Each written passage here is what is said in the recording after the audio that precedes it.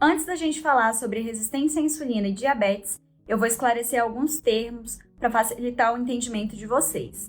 Então, a gente vai falar bastante hoje de insulina. Insulina é um hormônio produzido e secretado pelo nosso pâncreas, tem funções vitais no nosso organismo, sendo que a principal delas é controlar a nossa glicemia, ajudar a manter a nossa glicemia estável. Glicemia é a concentração, a quantidade de glicose, de açúcar que tem na nossa corrente sanguínea.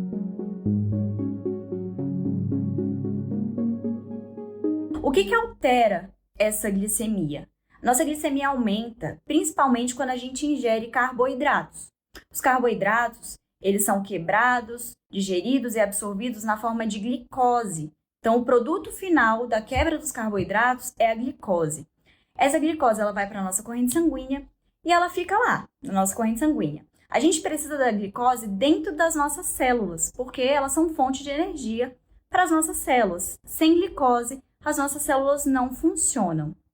Só que essa glicose, ela não consegue entrar nas nossas células sozinha.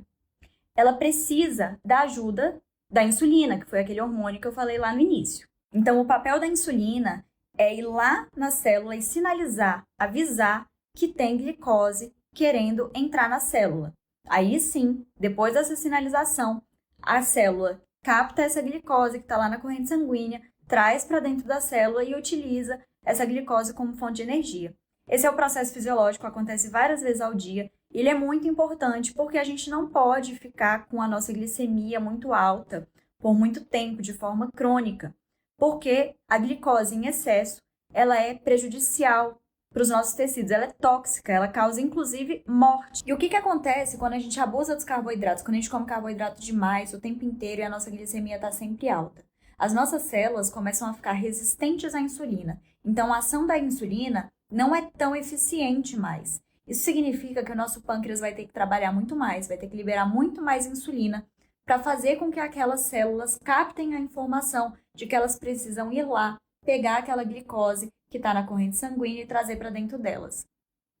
Muitas vezes, a pessoa que tem resistência à insulina ainda consegue manter a glicemia em níveis normais. Então, ela faz lá um exame de glicose, de glicemia de jejum, e os níveis estão normais, porém às custas de um trabalho excessivo do pâncreas para liberar a insulina para conseguir controlar aquela glicemia. Esse processo é um processo crônico, então ele começa de forma mais leve. Essa resistência à insulina é mais branda e conforme a situação se perpetua, essa resistência vai aumentando, até que chega um momento que as células param de responder totalmente à ação da insulina. Então, não importa quanto de insulina o seu pâncreas está produzindo, as suas células não respondem mais. Então, a glicose vai se acumular na corrente sanguínea, fazendo com que a glicemia fique descontrolada, fique muito alta.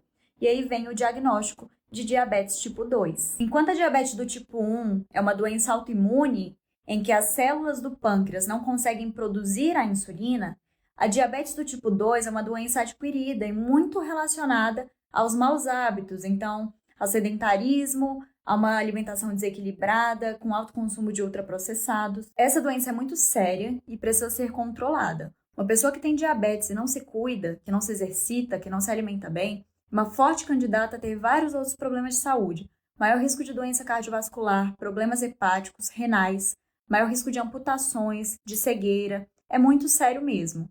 Então, a gente precisa controlar essa glicemia o quanto antes.